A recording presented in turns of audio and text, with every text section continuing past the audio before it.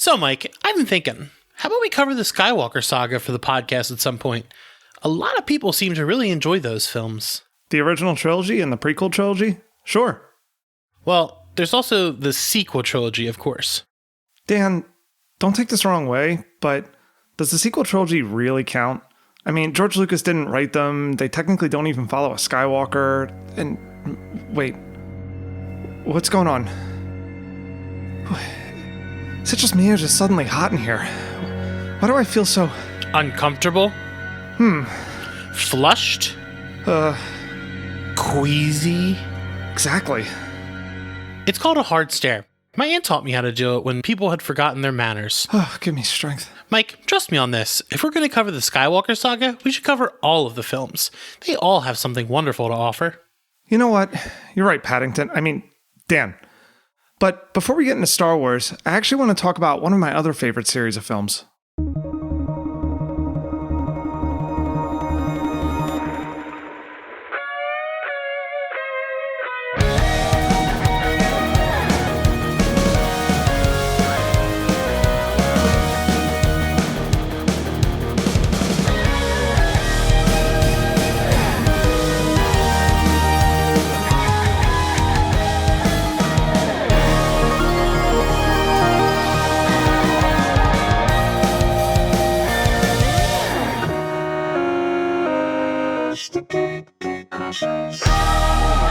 Welcome to Gatecrashers, a podcast dedicated to kicking open the door to your next favorite thing. Our mission, our creed, our code is this: to make all nerdy things more approachable and accessible to everyone.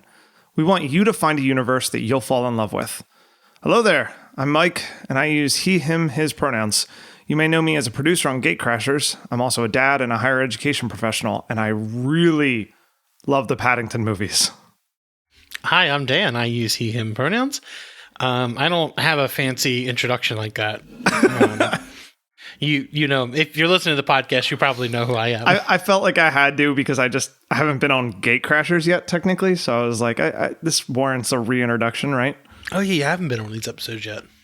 Well, here we are. We're talking... No, what are you talking about? You were on The Sopranos. No, I said you. Me. No, I was in one. Yeah. No, I was in... Yeah, you've been in a bunch. I have not been in any.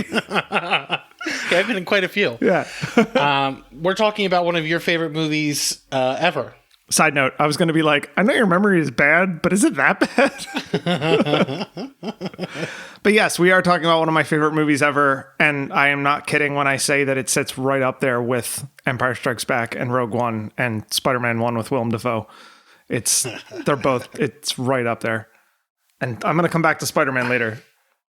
I watched one last night, and literally before recording this, I watched the second one.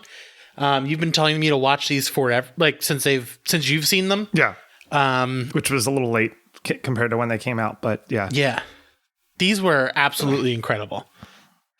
But let's talk a little bit about kind of like the elevator pitch for Paddington.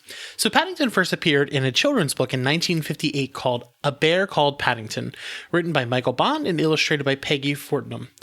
Today, we're discussing the films Paddington 1 and Paddington 2, released in 2014 and 2017, respectively. In the first film, Paddington is a unique species of bear from darkest Peru, who learns English and travels to London to find a new home. When Paddington arrives in London, he meets the Brown family, who agrees to give Paddington a temporary place to stay. So this was fun because you were the one, Dan, that suggested to me before we got into this to kind of like dive into the history of this a little bit with the book, because I saw the movies. I knew the books existed. I had never read one in my life. I think in the US, they didn't quite make it over here.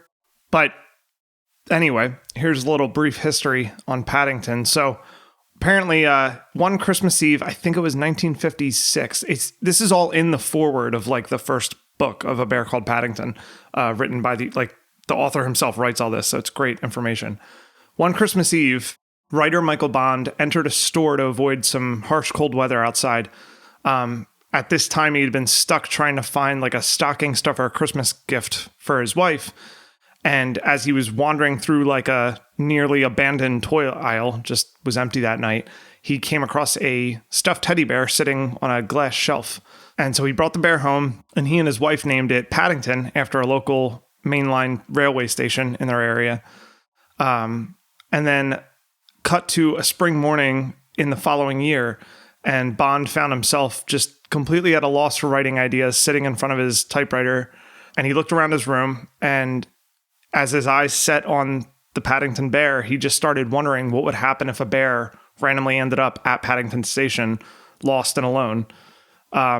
And so he wrote a couple sentences, mostly just as an exercise to just like almost as if you were doodling on paper to try to kickstart your brain to draw some art.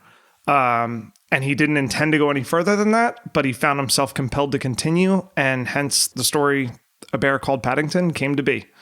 So side note for writers, don't be afraid of trying those little silly exercises to get through a lack of ideas or writer's block. You might just come across an entire book series that gets turned into a wonderful set of movies. So Paddington is a character defined by his politeness, his innocence, and his desire to do the right thing whenever possible. In the few instances where Paddington does inflict his patented hard stares on others, it's usually just done to remind them of using their manners. Paddington always looks for the good in people wherever he can find it. Some of the major themes in the films are kindness, tolerance, acceptance, found family, and loving thy neighbor. And if you're wondering who might like this, literally anyone with even the tiniest fragment of a heart. Children, and I would say people who enjoy films with varied styles of comedy. I feel like there's that dry English humor in here. There's physical comedy. There's just funny facial expressions. There's just a little bit of everything, I feel like, for everybody. And it reminds me of the Lego movie in that way, that it's like there's a joke every 30 seconds and they're all different styles. So it's like the kids keep laughing, the adults keep laughing. It's just a great time. And if you're looking to read the children's book, A Bear Called Paddington and the Other Paddington books, they're available at your local bookstores or libraries or Barnes & Noble, but support local if you can. Paddington, the 2014 film, is available to watch on Hulu. At the time of recording, we cannot find Paddington 2 on any streaming services unless you wish to rent it from YouTube, iTunes, etc. So this is the part where I want to encourage everybody to keep the industry of owning media alive and just buy the Blu-rays. You're going to want to keep them and rewatch them. They're that good. So for adolescents and adults, the books might be a little bit of a simplistic place to start, which is part of the reason why we're talking about the movies today mostly. But at the same time, the books are still a great starting point for children of any age, at least from what I've read. I did read some of these last night, and it's just pretty difficult to go wrong. The movies are, I think they have a PG rating for I think it's labeled as innuendo, but it's so mild and passing. And Dan, I know you're not a great judge of what movies are good for children, but yeah, I cannot think of one inappropriate thing in this movie. Yeah, they're just so wholesome and pure. It's it's just hard to go wrong. Yeah. So, go watch the Paddington movies. Just do it. Yeah. It's going to make your life a lot better. You're going to come out very happy on the other side. You'll probably cry, but not sad crying, wow, this is the best thing I've ever watched. Yeah, I watched these movies, I almost went in totally blind. I think, I'd seen some pictures and things like that. And it was literally just that a bunch of film critique guys I watched on YouTube, all seemed to be talking about this movie. And I was like, okay, this isn't just another kids movie with an animated animal that talks. There's clearly something else here, because isn't it one of the highest rated films of all time? It's got Paddington 2, I think to this day still has 100% on Rotten Tomatoes. No critic has given it a bad review. It's basically the new Citizen Kane. Yeah, it is. But with a good guy and not a terrible monster. And then in 30 years, David Fincher will do a movie about it, about the writer. Or no, not 30 years. What is that, 50 years? I don't know. When did Citizen Kane come out? And then when did Mank come out? Anyway. Instead of Rosebud, he just kind of mumbles Marmalade and drops his the glass jar. Yeah, exactly. Marmalade. So we're going to talk about spoilers in the film. So go watch them, come back and listen to the second half. Catch us after the break.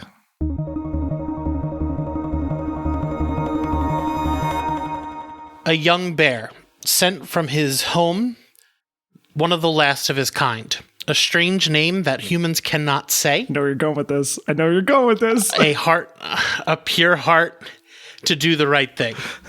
Paddington is the best Superman movie there's ever been. Yeah, right? Haven't I been making this point for years? It's the best Superman movie. Yeah. Also, he's kind of like Spider-Man as well because his uncle dies. But yeah. I can't take credit for coming up with that point on my own because the great Patrick Willems that has his film YouTube channel brought that same point up in his video about Paddington. But I have no problem just completely recycling it and just giving him the credit because it's true. It's absolutely true. It's and we'll get to it later, but like Paddington 2 especially is like the best Superman movie ever made. It's like exactly it's a perfect understanding of how to do a movie where the main character doesn't really have much of a character arc, but it's the effect he's got on everybody else that just makes it so great and just fun to watch. But we will get to Paddington 2. So Paddington 1, first up, before we even get into like any of the actual themes or anything like that, he is a good looking bear. Like when he puts his head in the toilet at one point, trying to figure out how to use the bathroom, the fur looks it looks spectacular. Yeah, it was just, I could not believe it. You know, sometimes you see these types of movies and you're just like, how is it that the budget that they're working with, they managed to make him look that good, but like, I don't know, sometimes like the Avengers don't even look right on screen, like in certain parts, you know what I mean? Like I still have this image of, I think it was in Civil War or Winter Soldier. No, it was Civil War, I think, where like somebody rolled onto a rooftop. I think it was Bucky. And it just like after jumping out of a plane or something, and it just looked like odd. Like it just, so I'll say this now because this was a point I was going to come back to later. The scene where Paddington becomes a window cleaner in the second movie, and he's working with like the bucket of water, and there's like a whole pulley system going. I want every CGI artist and video game developer to watch that scene to understand what gravity looks like, because there's too many computer animated things where it just doesn't look like there's enough weight to it, and somehow in this movie it just, like him working with that bucket of water and getting pulled up and down and everything, like it just looked like it had weight, the whole scene. And there's so much attention to detail in these movies. So I could go on forever and I'm going to have to continually like stop myself in the middle of all this. But it's just, they're so well crafted. They're so much more well crafted than they have any need or right to be, but they are. And it's like a wonderful miracle that these movies exist. Yeah, and like even if some of it's silly, it's all like something that I really found in both of them is that every single piece of anything, like a one-off line or something, comes back. It's all there for a reason. Every single piece is perfectly utilized. I couldn't believe it. The storytelling is so economical too. Like the on-screen storytelling. Like don't know. In both movies, I can't think of a single scene that shouldn't be there. They're all necessary. They all contribute something to this story. And they're dense. They're like, what, an hour and a half, an hour and 45-minute long movies? Like, they're not long. You know, it's just awesome to me that they managed to fit so much in there, and it doesn't feel overstuffed. It doesn't feel rushed. They're just fantastic little films. Yeah. And it's like the balance of characters, like everyone gets an equal amount of like growth and things like that. Yeah. I think that one of the characters who is like stuck with me since watching the first one last night is Mr. Brown himself, like the father of the family, because normally in a film, like a children's film, if the father is trying to so basically he's like, I don't want Paddington. He doesn't want to deal with it. And it's not the normal story arc where it's like, oh, the dad's doing this because he thinks it's going to cost him money or it's going to annoy him. I wrote in my notes, this is a movie about a dad who doesn't want a dog but gets one anyway and becomes attached to it, except the dog is a bear and he's bilingual. Yeah, I think it's even more than that, though. I think it's the fact that it's not because he is afraid of like him destroying the house. Like he does call an insurance. He does insurance. That's his profession. Right. So it makes sense for him to do that. But he's not doing it for that reason. He's doing it because he cares so much about his children, and he explains that. Right. He's overprotective of his kids. Like he wants to give them the best. Right. Yeah. He takes Paddington as like a dangerous stranger that could maybe not be trusted. You know what I mean? In his house. Yeah. And he's not played off as like a mean dad. He's like, actually, it's because he cares. It's genuine concern. Right. Yes. And I think it's something you don't see a ton of in these types of movies. So it was nice to see like the dad isn't there is no bad guy in the immediate family. Like there's no. Right. That's a good point. The bad guy is the bad person. Nicole Kidman and Hugh Grant. Yes. The father's arc is great, and I especially love the flashback scenes where we see him in his youth. Those are hilarious. Like She's crazy about you, Daddy. His motorcycle, and then they go and have the kids. Oh and they my come God, outside. that scene, dude. So I know not every parent goes through exactly that, but I would maybe make the argument that every parent should be going through that when you have a kid. I know that I have thought many times in my life, I'm not sure if I could handle having a second child, because just having one is such a paranoid, scary experience when they're especially when they're very young, when they're infants, because it's like you just very quickly realize just how fragile human life is. And when they came out to the sandy colored station wagon, I was just like, oh my God, I feel this deep in my soul. It's such like a well-written scene, especially because like they go through the turnstile door and then they come out and they're different. It's almost like a one-shot take. It's meant to look that way. It's cool. It's the whole, I cannot get over how well shot this entire movie was. Yeah. So I'm very curious what influences Paul King, the director and co-writer of these movies, has, because one note I wrote, and I told you I was going to come back to Spider-Man 1 with Willem Dafoe. I noticed two things in Paddington 1. There's the scene when Paddington's using the facilities and it's flooding, and Mr. Brown comments because Mrs. Bird is creaking her knees, and he's like, "What are you doing?" And she's like, "A storm's upon us." And he's like, "I can promise you it's not going to rain indoors." And then a drop of water falls from the ceiling in slow motion into his coffee mug or tea. And it drips in like slow motion, really close up. And as soon as I saw that, all I thought of was the one drop of blood falling from Peter Parker's arm that Norman Osborn hears because he's the Green Goblin and he can notice that. You know what I'm talking about, right? Yep. In the Thanksgiving scene. So, and then later there's the scene where Mr. Brown has to, climb the outside of the building to get to Paddington and save him. And he almost falls and he catches himself, and then he thanks the gargoyle that's on the side of the building. And I thought of Aunt May thanking the gargoyle when she's hanging by her umbrella in Spider-Man 2 with Doc Ock. Yeah. So I was like, is Paul King a Sam Raimi fan? Because I think he might be, because the direction of both scenes is so similar. And I was just like, I'm fine with it, but it's just funny to me. But he's also, there's a little bit of like Wes Anderson sprinkled throughout. There's a little bit of I was everything. Thinking, It has its own identity, but you can see all these little other influences sprinkled throughout. And they're just so wildly well done. Yeah, I don't want to demean it by saying it's like a Wes Anderson film, but like it has some of those, like the color palette, especially in the second film with the prison, like the pinks. It reminded me of the Grand Budapest Hotel, right? But it's as you said, it's completely its own style. I think one of the biggest things that stuck out to me was in one when Paddington is looking for the Explorer, and he's like checking the names off the list. The animated names. Yeah, starting to get checked off above the city. Like that was like a very good way to tell that story instead of just showing us Paddington checking them all off. Yeah. I wanted to make a little comment about, not that we have to go through chronologically, but one of my earlier notes was I just wrote, this is at the train station, the compassion of Sally Hawkins saves the day.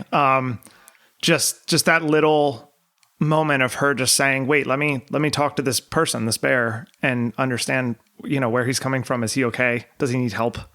And then connected to that, when they get home and Paddington mistakenly thinks that they're offering him this home, and then Mr. Brown, says, no, it's just for the night. And he said, we have to find you a proper guardian. And Mrs. Brown explains what that is, I think. And then Paddington says, so someone like you, but not you. And then Mr. Brown says, no, we don't do that. And I didn't think about this until the last time I rewatched this movie in preparation for this recording, that it's like, how much of a difference could we all make in the world if we this is going to get real sappy for a second, but like, how much of a difference could we all make in the world if we just took a second to question that statement? Like, no, we don't do that. Like, well, what if you did? Like, what if you did just decide to open your heart to somebody and help them out? Like, to whatever degree you can. Maybe you can't offer someone your home, right? But like, I found it a really powerful moment watching it the last time that I did, because I think it was watching it with Mr. Brown's character arc in mind. It's just such an amazing thing, because, you completely change the life of this person just by offering them a helping hand. And yeah, it's just a beautiful sentiment, and I didn't want to gloss over it. Yeah, no, I think it's a huge thing, because it's not just they offered him this kindness, and in turn, he's helped change them too. Right. Like the first film ends with him spending time with his son building a rocket, like something that his son likes, but he was so afraid that it would hurt him. Right. Now he is the one indulging in the whole thing. But to that point, he's like, at the end of the first movie, he's like, okay, Paddington's a part of the family, but like, when I just want to call him the doctor, Peter Capaldi, Mr. Curry, Mr. Curry. The second one is like standing in the street trying to block him from going to get Paddington. I love that scene much. It's not even just him. It's the end. It's the end of Spider-Man 1 where New York is throwing garbage. Yes. at Green Goblin. That's their bear. Like, right. They love him. Right.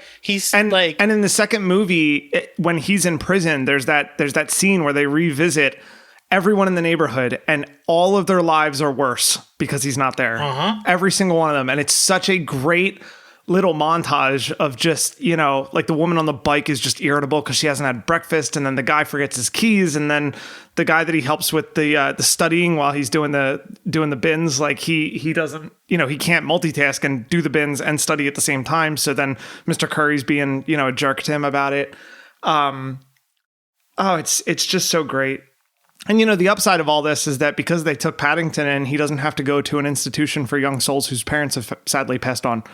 That bit was so good. I know. Where like the first time it shows the orphanage, like, and then it takes the orphanage writing and just turns it into that. And It's just too long. There's so many great, like, I don't know if you caught all of them, but there's so many great visual gags that you'll catch going back through. Like, there's a scene where Nicole Kidman picks up a stuffed squirrel instead of the phone, because she's got all the taxidermied squirrels. She like picks up the squirrel and then realizes, wait, that's not a phone, puts it back down, and then picks up the phone, but it's so quick. And then there's the scene where when Mr. Curry realizes what she's going to do with Paddington, and she's got the van and it says taxi because the door is open, but when she slides the door shut, then it says taxidermist. Yeah. It's just, there's so many little great visual gags like that. I love it. When she goes into her secret lair, and so she goes in her secret lair, and it's the animals that are taxidermied on the one side of the wall, their butts are on the other side of the wall. Yeah. I was like, that is hilarious. I was like full on like burst into laughter because like that's such it's such a one-off thing they never show again, but it was so funny. Speaking of one-off jokes that are like really freaking fast, when Paddington is narrating and he mentions how Judy is learning Chinese, and the translation goes, "I have been accused of insider training and require legal representation." that was so like there's like adult humor, but it's not adult humor that's like, it's not that should be in inappropriate. a kid's movie. Yeah. Yeah. And like the worst I can think that the movie gets in terms of like juvenile humor is literally just the moment when he's on the lifeboat and he's eaten all the marmalade, and he clearly looks like he's about to lean over so he can like pass gas, and instead the boat horn goes off. But it's like, that's it. Like, and they literally don't even play a fart noise. You know what I mean? So it's like, it's still even better than most other like toilet humor. It's like, the That's what I was trying to get across earlier. Like, you hit the nail on the head, but kids, adults can watch this and get enjoyment out of it. And it's not in that way that a lot of other movies are, where it's like, oh, they clearly just made a joke with like a sexual innuendo. And it's like, no, it's not really the adult humor, quote unquote, is just smart humor. Like it's I feel like I am a broken record just continually saying how well made these movies are, but I can't stop saying it because they are just so well done. Can we talk about Peter Capaldi's anonymous voice? This is an anonymous phone call. It's like so. No, it's him. He's so fantastic in these movies. Like, oh, speaking of points in the movie that are made for, adults to pick up on and not kids, I'll say it that way. Did you notice in the first movie, Peter Capaldi, when he first notices Paddington shows up in the neighborhood, as he's closing his window, he says, "Don't want to be kept up by your jungle music." Yeah. I was like, geez. And then in the second movie, he refers to him as an undesirable living in the neighborhood. I was like, holy cow. Like, yeah. I know that I can't remember if the director, Paul King, has stated if these movies were meant to be any kind of commentary on like immigration or anything like that, but like clearly they are, regardless, like whether or not it was intended. Like it clearly can read and work that way. And I think it's a great thing because it sends a really great message about how, like I think Mr. Brown says in that speech in the second movie, he says like, you made up your mind as soon as you saw him. Like you didn't even take the time to try to get to know him. And you just completely made up your mind when you saw him the first time and just stuck with that. And it's like, and I think the movie also does an important thing by showing that like, you never see Mr. Curry go, "Oh, you were right. I've been wrong." Because unfortunately, you just can't change some people's minds, right? But it's everybody else that Paddington affects that still has that positive outcome. It's I love these movies. Yeah, they're incredible. What was I going to say? I didn't know Julie Walters. Mrs. Bird, you mean? Mrs. Bird was in Mamma Mia. Oh yeah, she's Rosie in Mamma Mia. And Paddington's aunt and uncle are Michael Gambon and oh god, I just totally blanked on Amanda Staunton. I'm not sure if I'm saying her name right. They're both from Harry Potter. And I didn't realize she was Ron's mom. Oh, right. But the character that I knew was Mad-Eye Moody. Right. Which is Knuckles. Knuckles McGinty with a capital N. That whole story was that whole scene where he was like this angry person. Yeah. And it was really because he never thought he could do anything. Like, oh my God. Did he say my father? So I totally just glossed over it the first couple times that I watched it. But when they dish out the marmalade sandwiches to everybody and then like he yells at everybody, he's like, 2 choices, take it or leave it. Paddington goes in and is like, "Are you okay?" And he's clearly so disheveled because he's so nervous about what they all think. But I never really caught the fact that he says, "My father always said I would amount to nothing." And he was right. And I was just like, oh my God. Like, yeah, it's a really deeply personal moment in a movie where like, I just feel like a lesser movie just wouldn't have had that line. You know what I mean? Like, and the way he delivers the line, like, it's like Oscar level acting. It's so good. Like, oh man. The whole scene with them is hilarious. Like right. He is saying mean things about Paddington's aunt and Paddington gives him the hard stare, but it never they don't make him out to be a bad person. Like you clearly understand why he feels that way. Like his father told him he would never be anything. Right. So that's why he's been so angry his whole life. And Paddington, this character, is showing these people that they're worth something. And he does that through the entire thing. Right. So with the general or the sergeant, whoever lives down the street, when he's like, "Go away," he doesn't want to talk to anybody. And Paddington cleans his window. The Colonel. Yeah, Colonel. Yeah. And then Paddington cleans his window and like has the light shine in. Yeah. That like people are kind. Like and that then vitamin D is good too. Yeah. And then he sees the newspaper salesperson. Yeah. Yeah. And then they have their little elevator escalator exchange. Yeah. Which is so it's like just so genuine and wholesome. Like this whole movie, these movies are just so good. Yeah. And there was something else I wanted to touch on with Knuckles, and I'm trying to remember what it was now. But When he comes back, well, that, yes, obviously. Knuckles' character arc is easily one of my favorite in both movies. He's just, oh man, it's just like I always love the line when he's like, what does he say? He's like, I feel a warm tingle in me tum tum. yeah. And then, Or by the way, when Paddington rubs the ketchup and the mustard into his apron, right?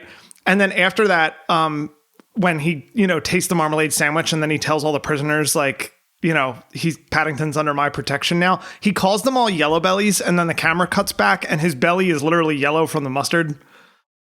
Oh, I was like, why is he? I was too distracted by why he was talking like a pirate at that point. Yeah, it's literally just That a gag. makes sense. It's literally just a gag because there's mustard all over his apron right where his stomach is. So he calls everyone yellow bellies, and then the camera cuts back, and his whole stomach is just yellow. Wow. That's the thing I'm saying. There's like, I can't. Quinn and I, my daughter and I, crack up at this scene so much. When I guess it's like the warden during the scene where when Paddington is doing that, like when he gets the ketchup all over him, when he says he gets on the walkie-talkie and he's like, send a medic, and then after I think Knuckles like breaks the rolling pin in half, and then he's like, forget the medic, send a priest. I really liked when they were in the plane, all three of the escaped prisoners, and what does he say? I don't do nothing for no one for nothing. Yeah. And he says that, but then he looks out the window and you can see how sad he is. Yeah. And then I can't remember the other guy's name. The guy with the real serious voice all the time. He's like, shouldn't we help him? And that's when he says, I don't do nothing for no one. And then he's like, yeah, but he's our friend. And it's just like this amazing moment because I don't think they ever had friends. Like, I don't think they ever thought of themselves as people that would do things for friends, because it's like, the difference between that scene and the scene where Paddington is opening the door for Knuckles to the kitchen and he's like, after you, and he's like, what? So you can stab me in the back? And he's like, no, because it's polite. And he's like, you were ahead of me, now you're behind. And it's like, that was the whole mentality. And then that's just Paddington being around just shifts all that to the point where it's like they go back to just help their friend. And it's just so similar to the first movie, right? Being like a under the radar immigration message. Like this one's clearly Paddington 2 is clearly a message about prison reform to me. Like, it doesn't help to let people just rot in a cell for 30 years. Like, it's you can do so much more to help rehabilitate people and make them better people. And it's, I am trying hard not to say bad words in this episode. Yeah. I have a lot of feelings on prisons. Yeah. None of them are good. Yeah. It's something I think about a lot. But yeah, I can see exactly what this movie is like. I didn't even think of it in that way. Right. Wow. I don't think I did on my first viewing either, but then after, I think, like I said, some of the film critique kind of channels I follow on YouTube, like a lot of them talked about it, and you just think about it more and you're like, wow, I mean, like literally it's the pink prison uniform gag is just a funny thing at first, but it literally brings color to the prison. Like the place looks so drab until that moment. And then by the end of it, they're decking the kitchen out with like desserts and ribbons on the walls and plants, and like everything just looks so nice. And obviously there's a level of like fantastical unrealism to that, right? Like obviously, prisons would not have maybe the budget to pull stuff like that off. But, at the heart of it, even though it's a joke that the warden's like reading a bedtime story to all of them over the intercom at one point, there's still some truth in all that, the thing about these movies, and I'm going to touch on this more later because I have like a wrap up point that I want to talk about when we're nearing the end, but like Paddington never gives up hope in people that he can find some good in there somewhere. And I think it's a large part of the reason that these movies sit on the same level as like Star Wars for me, because he's a lot like Luke Skywalker in that way. Like he just just does not want to give up on the idea that there's some good to be found in somebody. And it doesn't matter how deeply it's been buried over the years, like someone for like Knuckles, right? Like you can still find it. What? Unless you're his nephew. Yeah, but I totally agree. I think the thing about prisons in general is that the entire goal of them is to dehumanize people, and that's the profit and dehumanize. But in this, Paddington, the entire point of Paddington is to humanize things, to give them their identity back. Yeah. And things like that. They just kind of wholesome. Like, everyone is worth something. You just have to take the time to either help them find their way or like take a moment to understand who they are. Right. Yeah. And I think it's a major running theme throughout both of these. So one thing that's tangentially related to me to the prison reform idea, and I didn't think about this until the last time I watched it. Paddington gets 10 years for shoplifting. Wow, he really does. Yeah, and I didn't even catch this line until literally last night. And grievous barbarly harm, because he cut the guy's hair bad. I never noticed that line until last night. I always thought he said bodily harm, but then like just ignored it because I'm like, wait, he didn't hurt anybody. You know what I mean? But no, he said grievous barbarly harm, and I think that's a joke at the barbershop, like him cutting his hair badly. That whole scene was hilarious. But tangentially related to the prison reform thing, it's like that's an issue with our justice system, right? Like, would Paddington have gotten 10 years if he didn't look like a bear? Probably not. But I do want to talk about the bear thing because it stuck out in both movies. I absolutely adore the fact that he doesn't show up to London and people are like, oh, there's a talking bear. Right. That isn't the thing. It's him getting used to the real world, not the real world getting used to him. And I think that is so much better than like if the movie was like, oh my God, a talking bear. It's more like, this is someone who's never been to like society. He lived in darkest Peru. Right. Literally the only line that I could find in any of the movies where anybody really comments on him being a bear in that way are when they first meet him, Jonathan off to the side says, I didn't know bears could talk or something like that. And then, Paddington just very briefly says, yeah, well, I'm a very special kind of bear. There aren't many of me left. And then, and this is a note that I had because I love this freaking joke so much. It's such a dry joke, but when Sally Hawkins goes to the police station and is describing Paddington, and she's like, he's about 3'6", he's got a blue duffel coat and a red hat. Oh, and he's a bear. And the guy goes, it's not much to go on. Not much to go on. And she's like, what? I love Sally Hawkins. Oh, that's another thing I could go on about forever. Like the scene where she's just sitting on the bed, like musing about the popping book and it being like a treasure map in the second movie, and how she just kind of like stares off into the distance with this like fantastical look in her eyes. Like she's so inescapably charming. Like you cannot get away from how good Sally Hawkins is in anything, let alone the Paddington movies. But in these, she's so wonderful. Like the scene where she first meets Tony for the first time with Judy, and she just can't contain herself. It was just so adorable. And oh man, I'm a big fan of Sally Hawkins. Yes. She's just fantastic. Yeah. Can we talk about the villains? Because we have not talked about Nicole Kidman and Hugh Grant enough. And I feel like they both deserve so much like speech time here because they're both so fantastic. Hugh Grant is in like the role of his life. Like he's so funny. He's so good.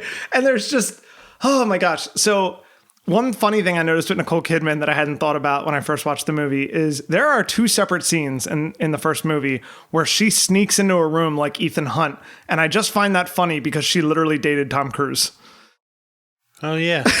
She did. At a point in time when that happened. I don't even know how I remembered that because don't they play the Mission Impossible? So they play it when Paddington does the vacuum gag, and Ethan and I were talking about this. Not Ethan Hunt, our Ethan. Two great Ethans.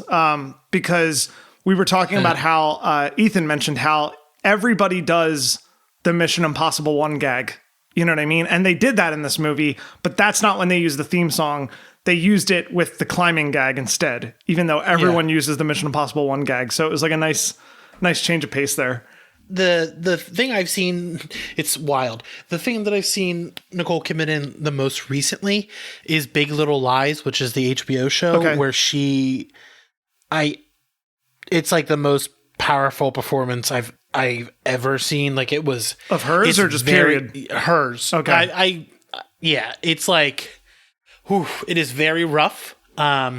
But then coming to this to see how she can do drama and then comedy this well. Yeah. And she's not even, her character is not funny. Like she is not, but she plays it so well that every bit is hilarious. Can we talk about the hello moment when Mr. Curry sees her at the phone booth?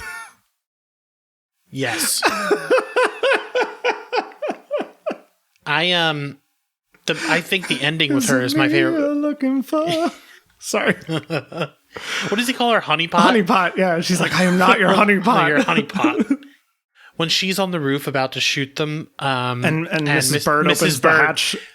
Mrs. Bird, that entire scene with her going to the guard and out just drinking him under the table. Was hilarious. She's like, where's your fighting spirit? Like, I was like, I love her. She's fantastic. Yeah, and then the with the honeypot thing, it's something you don't think about when you watch the movie, but you're like, the movie casually does that as a means to avoid the spoiler that she's Montgomery Clyde's daughter, right? Oh yeah, daughter. Not granddaughter. Yeah, because that otherwise she doesn't have a name up till the point that Paddington meets her. So that's how they get around that, is just by Mr. Curry wanted to come up with goofy code names. And that way there's some way to refer to her and people have a reference point. But yeah, they don't mention her name up until that point, I don't think. Unless they mention her first name. I think I think all the guards just call her director up to that point. Like, that makes sense. Yeah. I do want to stay on the villains, but real quick, I was looking at my notes and I do want to touch on, no, not Mr. Giuseppe. That's the barber. The antique shop. Oh my God. The war story? Yeah. That he got sent over from Germany? So apparently, I can't remember if this is something that Michael Bond, the writer, has specifically said or if it's just implied by a lot of people. But I think there's an idea that he was influenced by like refugees in the war when he wrote this story. Hence the Sally Hawkins' whole, Mrs. Brown's bit about Aunt Lucy's bit about, sending the children over just with the tags, that say, please, like in this case, it was, please look after this bear. Thank you. But yeah, it's just so powerful. Those kind of little things that they sprinkle throughout. And, so before we talk about Hugh Grant, Mr. Gruber, that was the name I was looking for. I could not remember it. I just wanted to touch on him because he's so lovely. He's just so funny and entertaining. I'm sitting here blown away because Paul King directed 2 of my favorite episodes of The Mighty Boosh. He directed Old Greg, which if you've seen Old Greg, I have. Is it's been a while. Nothing like this. Nothing like Paddington. I did not know he directed that. That's hilarious. Yeah, that is wild. And so he directed a lot of the Mighty Boosh, 20 episodes. And so here's the thing, right? He is the director tapped to do this next Willy Wonka remake. And I'm normally not all about let's do a million more remakes. But if somebody was going to do a Willy Wonka remake, I'd gladly give it to him. Because you look at the color palette in these movies and just the deft execution of everything. And I'm just like, I mean, I wouldn't call it a remake because it's based on a book. Like, how many Bibles have they made? That's true. It's more of a reimagining than a remake, I guess, right? Or something like that. They reimagine the Bible every 100 years. It's the same thing. But yeah, who's the writer of? Is it Dalt? Is that person who wrote Charlie and the Chocolate Factory? No, it's not Roald Dahl, is it? Or is it Roald Dahl? I'm trying to type it up without my keyboard making too much noise. I got it. Yeah, it's Roald Dahl. Charlie and the Chocolate Factory. Yeah. Those books are like learning some of what actually happens in those books is wild. Yeah. So I mean, I'll go see it just because Paul King's doing it. Oh yeah, absolutely. I'll see anything Paul King does now. Yeah, that's it. Exactly. He's on that list for me now. Yeah. But so Hugh Grant. We have to get on and touch on Hugh Grant's character. Yes, Hugh Grant. Phoenix Buchanan is insane. The scene where he's talking to all the different versions of himself in character. I love it. He's talking to Hamlet and Macbeth, and oh my gosh, he's wild. The costumes are hilarious. Yes, they're fantastic, and the fact that the nun outfit is reversible to being a bishop's outfit. When he's leaving, and wait, we have to touch on the security guard because I just love the scene where he goes, "I set off at lightning speed," and then he's just sipping his tea, walking quickly. There's an unusually attractive nun. It's so great. Oh man. But yeah, so Phoenix Buchanan. There's also the scene where he's dressed as the dog. The dog food commercial. In the dog commercial Din-dins. is absolutely hilarious. Yeah. Where he is legit just wearing a dog costume. A golden retriever costume. Yeah. It's hilarious. The amount of things that they managed to just get Hugh Grant to do, and some of the writing in the second movie, especially some of the lines that he gets to say, when you first see him at the fair, and he says, "I am tickled the deepest shade of shrimp." I'm like, who writes that? It's so good. And then he says something when they're in the court, and he's got to swear that he's telling the truth and all that. And he's like, "Let my entrails be plucked forth and wound about my neck, if he lies," or whatever. I'm just like, what? It's a kid's movie. He's so extra. And how he brings Mrs. Brown in because he says he wants to hear about the investigation, but then he just starts going off about his one-act play. Yes. And and on this furniture, there's just all these glamour shots of a young Hugh Grant. It was so good. The whole thing was just so good. Nice buns, by the way. Yeah. Really nice buns. And the movie has a train chase scene. It's awesome. And it's the train chase is incredible. It's so good. Also, Paddington yelling when he realizes that the tunnel's coming up, and it's this high-pitched yell that you just don't expect to come out of his mouth. Yeah. And then he does the Neo thing where he does the backwards bend. And then he comes up and there's all the smoke in his face and everything, and he's got to cough it away. Oh my gosh. And then when Mr. Brown is trying to get from one train to the other, and he's practicing his yoga meditation. Open your mind and your legs will follow.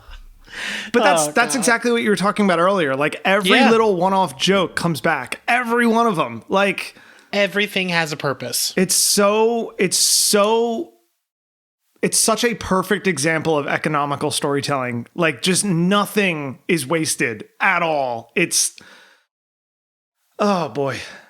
I love these movies so much. Yeah, it's incredible. My name's not J-Dog. It's Jonathan Brown, and I like steam trains. Steam trains. I don't really want them to make another one. I don't either, because I don't know if you're aware. I think I may have mentioned this before, but Paul King is apparently not attached to direct the third one, and he's apparently involved to some degree, I guess consulting or whatever. I think I don't know I can't remember his name. The guy that plays the security guard actually co-wrote the second movie. Really? Yeah. And Ethan was mentioning this with me, that apparently he's very well known in those parts. And I think if they can keep him on board as a writer, then maybe it'll manage to stay consistent quality, hopefully. But I just don't know who's going to direct it like Paul King. You know what I mean? Like, I don't know because here's the thing, right? I don't want a situation, where somebody tries to impersonate Paul King's directing style. Yeah. But then at the same time, if it's like wildly different, I just don't know how that'll be. He was Blue 5. Right. And Rogue One. Yeah. So I'm just very curious to see how it plays out, but I would be totally happy. Here's the other Sam Raimi comparison I'll make. I don't want it to be Spider-Man 3. Where they put three villains in? Yeah. You think Paddington needs 3 villains? At the same time, now that you say that, I'm like, who could they get to play the 3 villains? Because the movie has such great villains to begin with that if they could somehow pull off 3 great villains, I just wonder who they'd cast for it. I wish that the Christopher Robin was as good as this. Yeah, so a couple of years ago, you were like, you need to watch Christopher Robin because it made me so like emotional and it was great. And I watched it and I told you I was kind of like let down. It wasn't a bad movie. I just didn't feel it the way that you did. And I think it's because I had already watched these. Yeah, and they're just so much, it's what I wanted Christopher Robin to be. Exactly. It's wholesome. It's got this wonderful message at the center of it, but it's executed better. Like, I liked what Christopher Robin was trying to do. I just don't feel like it did it as well. No. Oh, man. Oh, also, little fun fact. The author of the series, Michael Bond, is actually cameoed in the movie. When Paddington comes to London and he's taking the taxi route and they play the London is the Place to Be song with the band, he's just one single man drinking like a cup of tea in a restaurant and he waves through the window. And that's him. So they just like put him in the movie, which is another thing I love about this movie is that I didn't touch on this at all earlier when I was going over the history, but I did try to read through at least like the first couple chapters of the book last night because it's actually somewhat lengthy for a children's book. There's so much intact from the book. Like, him showing up at the train station is in the book. His Aunt Lucy being in the home for retired bears is in the book. The family is not the same exactly, but pretty similar. Like, it's still the Browns, Judy's. I know they mentioned Judy. I don't know if they mentioned Jonathan. But I'm sure Mrs. Bird is in there. It's nice to see a movie that's this well done and also manages to respect the source material at the same time. I feel like that's so hard to do because a lot of times when you translate something from a book into a movie, like Steven Spielberg with Jurassic Park, right? Like, he had to make changes because nobody's going to watch an hour-long intro about genetic science. You know what I mean? Like, I need to talk about something. Yeah. Michael Crichton. Yeah. You know him? Yeah. You know that the guy who wrote Jurassic Park? 6'9". He was 6'9". That is how tall he was. Wow. He, like, I don't know. I think it was on TikTok this morning. He is taller than Michael Jordan. Like, I don't crazy. know. I mean, it's just how he is. But like, finding that out was a lot. It's like Jim Shooter is 6'7" and a smidge. I don't remember who that is. He writes a lot of comics. He wrote the Legion of Superheroes. Okay. He's a huge Marvel. I'm pretty sure he was the reason the Transformers have a story. Lots of stuff. But in an official Marvel handbook where like they have him as a character, it is 6'7" and a smidge is how tall he is. Well, I'm 5'7" and a smidge, so he's got a foot on me. My God. Sorry, that was something that's been on my mind all day. It's fine. That's the wonderful freedom of podcasting is that we don't have any kind of weird restrictions for time or anything. We just throw stuff like that in there. Why not? Now people know. Yeah. He also wrote Westworld. Yeah, but I mean, it's stuff like that or like Ready Player One, like changes have to be made to make it a entertaining enough film, right? Like Jurassic Park, I never finished the book because I literally could not get through the, I don't know, first 100 odd pages where they're just talking about like genetic manipulation and they're like really deep in the science of it. And I'm like, I'm pretty interested in science, but like that's a lot to just read in a book. Not a nerd. Yeah. I mean, I am, but so I mean, it's awesome that maybe it's a testament to Michael Bond's writing as well, that there was enough there for them to make 2 movies out of it that don't really diverge, from what I can tell, from the source material too much. And it's just as charming and wonderful, and just the fact that at the center of it all, it's just a story about being kind, loving your neighbor, like, yeah, it's about being nice, just being a good person. But I want to make an important distinction here, right? I think there's a difference between kindness and niceness. You can be nice, but it can be like a surface level thing, right? Like, you say nice things, but like underneath that, you're not really feeling that, you know? There can be like a fakeness to that. And I feel like that's the difference with Paddington, is that he's not nice to people just to seem nice. He's nice because he actually wants to make a positive impact on people and make them feel valued. Yeah. And it's so deep. It runs so deep for him. Like, and it's just, and I love that there doesn't have to be any explanation of how he understands that, right? Like, other than Aunt Lucy taught him. But like, how does Aunt Lucy know it? It doesn't matter. She's just like what God should be, right? Like, she's just this like perfect beacon that he just follows. And it's just so wonderful. Oh my gosh, I love these movies. Yeah, they really are. They're just fantastic. Yeah. I want to live. I'll say this. You know that I'm like thinking about house buying in the future, right? And like, as badly as I want a single family home so that I've got like separated space, and if I want to own a drum set, I can and whatnot.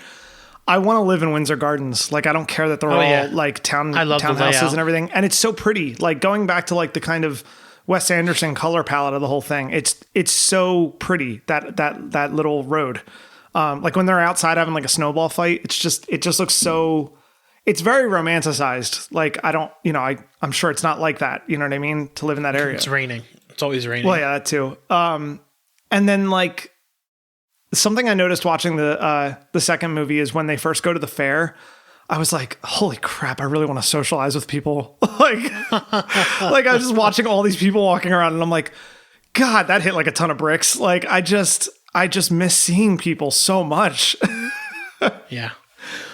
What did you say you wanted your final point to be?